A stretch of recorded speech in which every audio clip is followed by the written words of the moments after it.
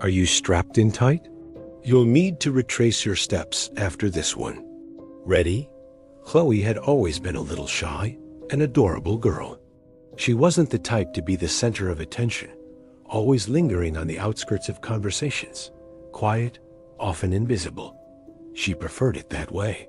But when her new boss, Derek, transferred to the office, something changed.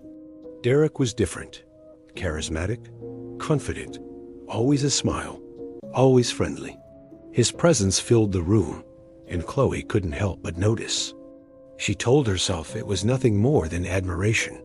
He was professional, approachable, a leader everyone respected.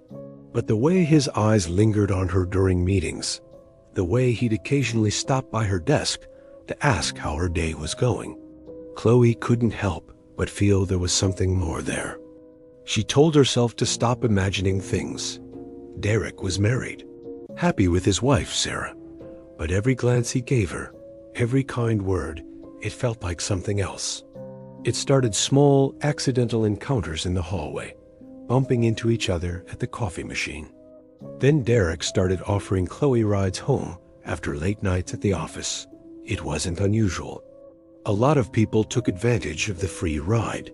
But with every drive, Chloe found herself feeling more connected to him. She began to daydream during meetings, fantasizing about what it would be like to be the one who received his attention, to be the one he came home to. She knew it was wrong, but the longing grew, thick and relentless. One evening, when Chloe was the last one in the office, Derek stopped by her desk again, offering a drink at the bar down the street. The others had left, and Chloe hesitated. She told herself it was just a drink between colleagues, nothing more.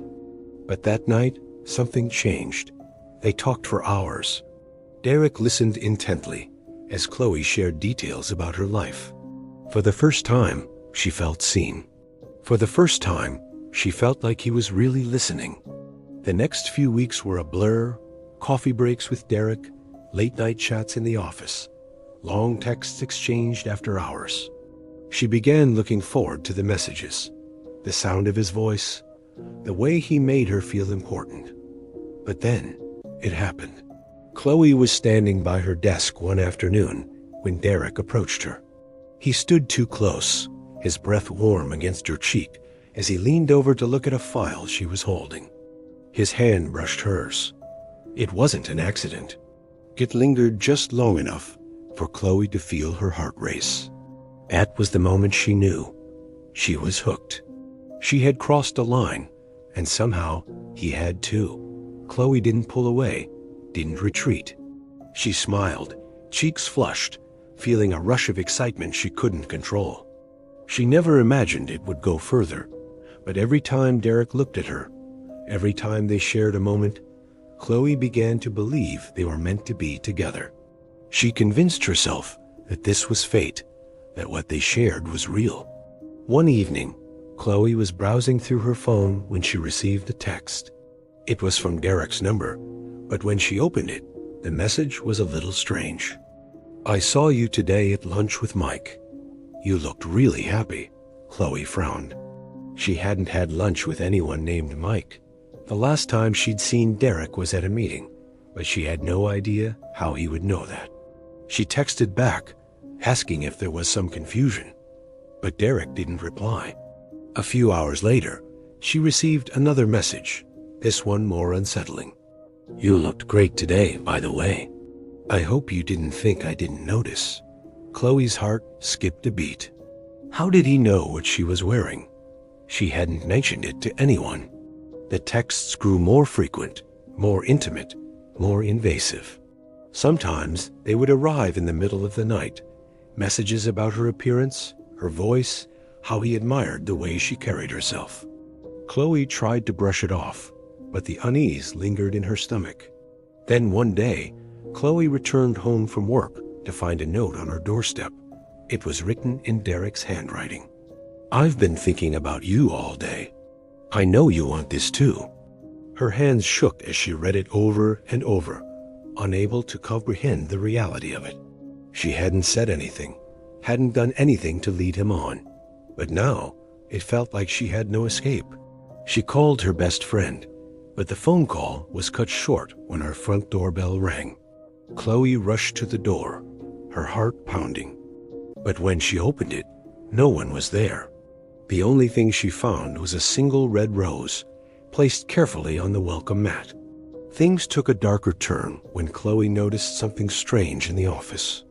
Derek's behavior became increasingly erratic, lingering too close, staring at her in ways that made her skin crawl. He stopped by her desk more frequently, always finding some excuse to talk. She started feeling suffocated, like she couldn't escape his gaze. Then, one afternoon, Chloe was in the break room when she noticed something that made her blood run cold. On the counter, next to the coffee machine, was a folder with her name on it. She opened it, her hands trembling.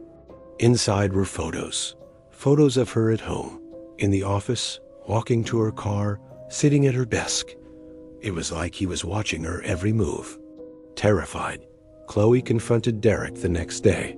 She found him alone in his office, his usual confident demeanor replaced with something darker.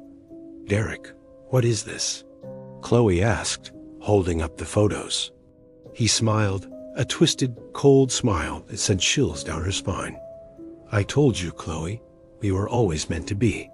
Chloe's heart pounded in her chest as she backed away, realizing the horrifying truth.